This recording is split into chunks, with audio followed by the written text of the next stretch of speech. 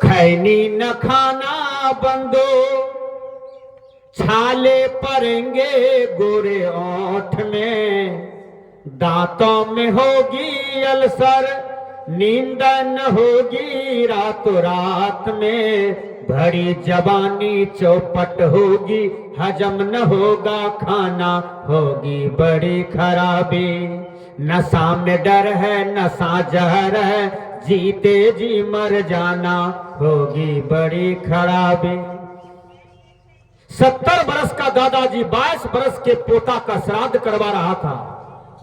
उसी रास्ते से कबीर साहब जी जा रहे थे। कबीर साहब देखा दादाजी श्राद्ध करवा रहे हैं। कबीर साहब प्रश्न किया, किनका श्राद्ध है? कहा 22 बरस का पोता पटना में पढ़ रहा था, तंबाकू खाना सीख गया, शराब पीना सीख गया, दारू पीना सीख गया, बेसिया गमन करना सीख गया, बेसिया का गमन किया, एड्स पकड़ लिया, इधर इतना जम के शराब पिया, दोनों किडनी फेल हो गया। डॉक्टर ने कहा तुम बेसिया ले जाना छोड़ दो, शराब पीना छोड़ दो। लड़का ने कहा डॉक्टर साहब हम आपको छोड़ सकते हैं, माँ बाप को छोड़ सकते हैं, लेकिन बेसिया और शराब को नहीं छोड़ सकते हैं। विचार कीजिए वह कैसा कुसंग था। आपका जवान बेटा यदि विज्ञान पढ़ करके दुनिया में कुछ बन जाता है तो आपका नाम रोशन होगा। आपकी जवान बेटी नर्स बनती है, मास्टरनी बनती है, डॉक्टरनी बनती है, डीएम कलेक्टर बनती है तो आपका नाम रोशन होगा।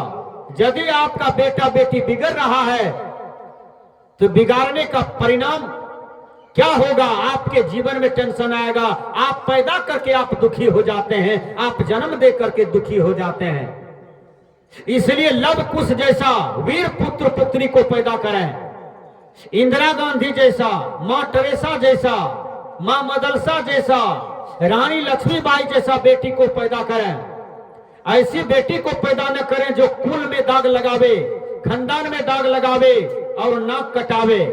ऐसा बेटा को पैदा न करें जो ट्रक को लूटता है, हत्या का न्योता लेता है, हत्या की सुपारी को स्वीकार करता है, ट्रक लूटने वाला सुपारी स्वीकार करता है। ऐसे संसार के लोग अपने आप को सुधारें। आप मनुष्य हैं, आप इंसान हैं, इंसानियत वाला कर्म करने का प्रयास करें। तो मैंने कहा कि प्रत्येक आदमी को वैष्णव बनना चाहिए। वैष्णव का मतलब सादगी जीवन, स्वच्छ जीवन, खान पान मानवता वाला, खान पान इंसान वाला, खान पान बिल्कुल उसका शुद्ध हो। संस्कृत के विद्वान कहते हैं आहार शुद्धो सत्व शुद्धि, सत्व शुद्धि ध्रुवा स्मृति। इसी को व्याकरण में कहा गया, साहित्य में कहा गया, जैसा खाए अन्न वैसा बने मन। आप खाइएगा गलत भोजन तो गलत बुद्धि न होगा। आप भोजन पहले सुधार कीजिए।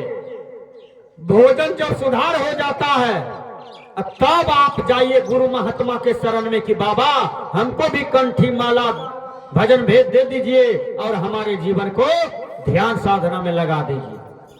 तब देखिए आपके जीवन का कितना अच्छा परिणाम होता है। कहा जाता है अन्न का परिणाम, गलत अन्न का परिणाम क्या होता है? देखिए आप किसी चोर के यहाँ चाय पीते हैं, डकैत के यहाँ, चंडाल के यहाँ, दुष्ट के यहाँ, धोखा करने वाले मानव के यहाँ, दूसरों को लूट खसोट करने वाले आदमी का भोजन करते हैं, वैसा अन्न के अनुसार आपकी बुद्धि, आपकी संगति खराब हो जाएगी। इसलिए सोच संभल करके आप कदम रखें दुनिया में।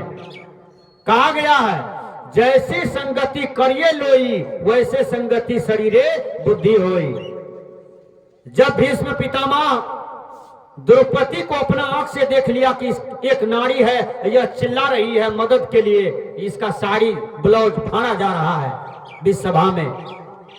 भीष्म पितामह को जब बाण लग गया तो पांचों पांडव भीष्म पितामह का प्रवचन सुन रहे थे, जैसे अभी आप लोग प्रवचन सुन रहे हैं। द्रौपदी आई और माइक छीन ली पितामह के आगे से, कहा झूठा उपदेश मत कीजिए, हमको गुस्सा हो रहा है।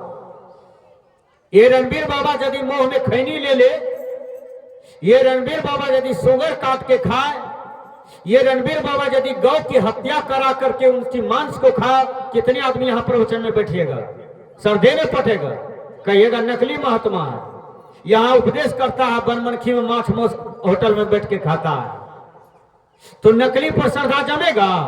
आपको चाहिए गुलाब का फूल, अब कागज वाला गुलाब का फूल ला के आगे में दे दिया है, सूंघिए, सुगंधी मिलेगी?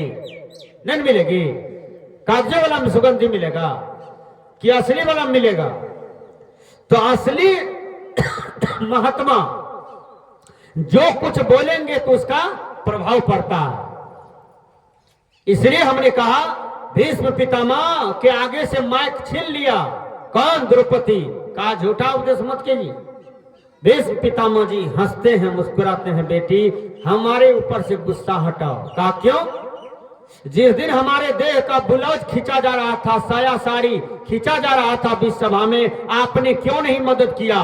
तो भीष्म पितामह ने कहा बेटी हमने दुर्योधन का अन्न खाया था, इसलिए गलत आदमी का अन्न खाया था, तो गलत मन था, गलत दिमाग था, गलत बुद्धि हो गया था, इसलिए बेटी हम दुर्योधन के तरफ थे, तुम्हारे तरफ हम थे ही नहीं। हम सत्य का अन्न खाते तब न सत्य के तरफ मन रहता, इसलिए बेटी गलत हम नहीं थे, हमारा अन्न में था, हमारा आहार में था। इसलिए अपने आहार को शुद्ध करें।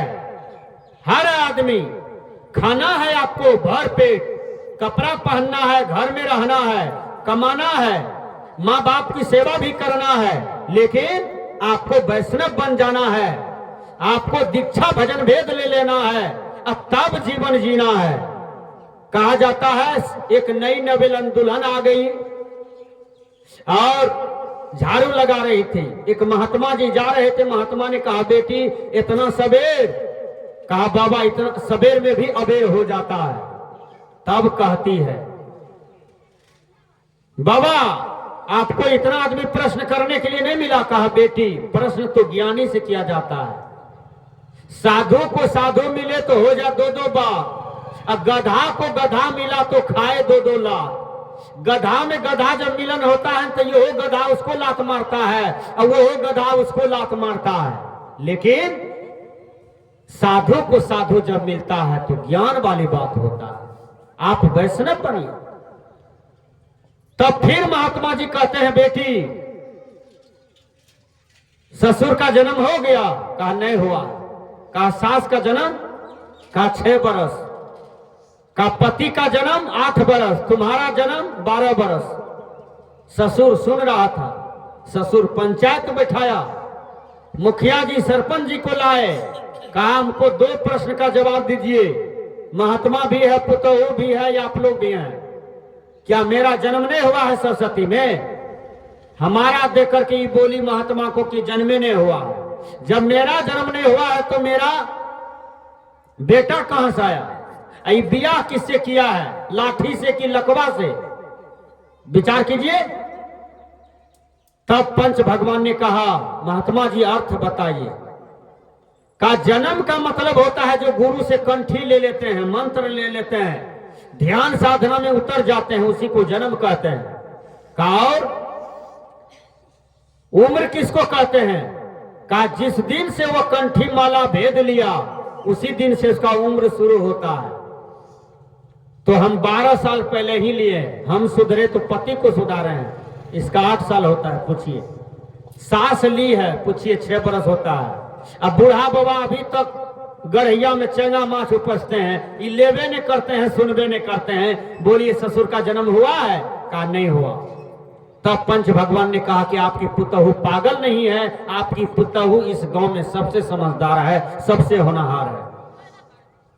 बूढ़ा भी गिर गया चरणों में, महात्मा का कहा हमको अभी माला दे दीजिए। माला दे दिया, उस दिन से साधना करने लगा। तो अपना आहार को ठीक करें, आहार ही मूल चीज है।